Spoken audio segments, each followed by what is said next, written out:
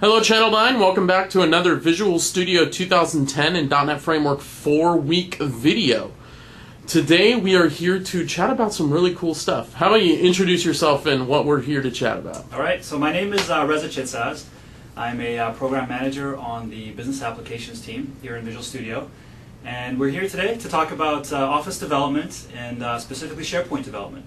Cool. So I've been actually working on Office development for quite a while, and for those of you that have used their stuff in the previous versions of Visual Studio Tools for Office, so all the cool stuff that you can do in building applications for the Office platform, targeting Word, Excel, PowerPoint, Outlook add-ins, the custom task panes, the cool deployment features we've got around Click Once. And as I've spoken to the Office developers and as the team's been doing this work, we've realized that one of the core platforms that developers are targeting, SharePoint, and there isn't much tooling within Visual Studio that allows developers to target SharePoint as a platform, and that's pretty much what I've been focusing on, and the rest of the team here has been focusing on is building really cool tools that'll let the developers really start targeting SharePoint as a platform. Cool. So I understand you have some stuff that you can show us. Yes, I do. Before I show the stuff, just to give a little bit more context, SharePoint development has been pretty hard. We've gotten a lot of feedback that there's a lot of manual steps that developers have to do in order to be able to create a custom solution. There's a lot of GUID matching that they need to do across multiple files. The deployment is difficult. So the overarching goal that we've got here on the team is to make SharePoint development more approachable. And what we want to do is really make it easy for any kind of developer to come inside of Visual Studio and to now start building custom applications targeting SharePoint. So all the things around improving the F5 experience. So you can just go into Visual Studio, create your project, and then using the tools inside of VS to kind of create this SharePoint artifact. You hit F5, and then we automate all those other things. So from building the project out, putting it into the right place inside of SharePoint, attaching the debugger, recycling the app pool, bringing up IE, and putting the developer essentially in a place where they can test out their code and start actually debugging their application. So that's the overarching goal that we've got. Again, when we looked at developing these types of applications, we identified the wide breadth of the types of things that you can do with SharePoint. So the platform, the SharePoint platform is into moving into V4, and essentially the tooling that we're providing is a V1. So we really try to prioritize the types of things that developers try to do, and for the core scenarios, we want to provide a really rich experience through designers and RAD tooling. But we also want to go after the breadth. So we realize that we can't just target the core scenarios. We also have to target the rest of the scenarios. So we're going deep in the core scenarios and the higher priority ones, and then covering the breadth with the rest of the project templates that we provide. Very cool. So just kind of flipping over here into Visual Studio. What I've got, I'm just going into the File New Project dialog. First thing I want to show you guys is essentially the types of project templates that we provide. And here you'll see all the different project templates that we have that are specific to SharePoint development.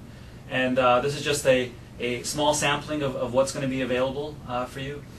But we also have support for C#, so Visual Basic and C#, both languages will be supported. Flipping over here, I've got a solution already created here with all the different project templates and project items already added.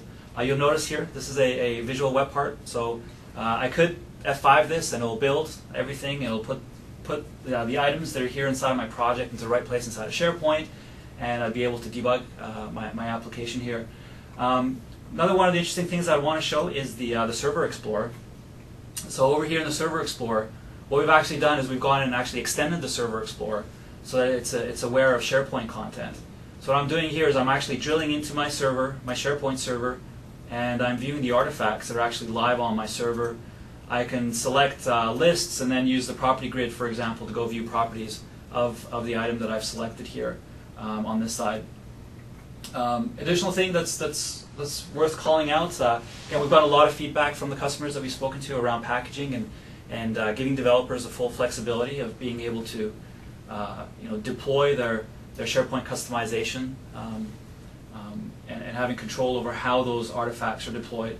So here inside of, we've got this Packaging Explorer inside of Visual Studio that gives you a visual representation of all the different artifacts, all the actual items that are inside of the features here inside of our package.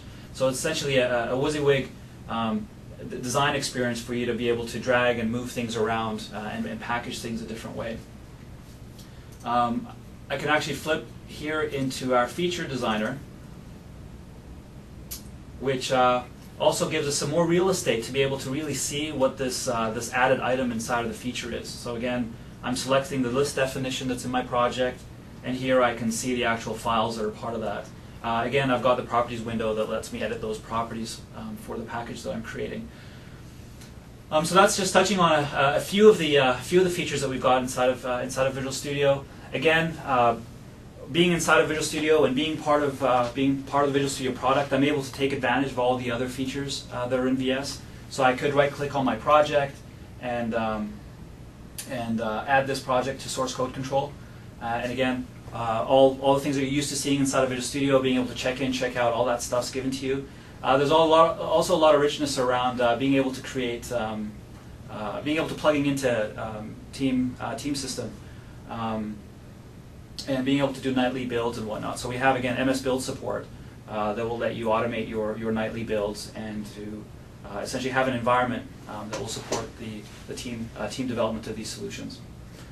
Very cool. Well, that's a nice little taste of some of the stuff that's coming. I'm sure there's going to be a lot more information we'll be releasing in the future as we get closer to some of these tool announcements. Absolutely. So thanks for your time. I'm sure the Niners are going to love it.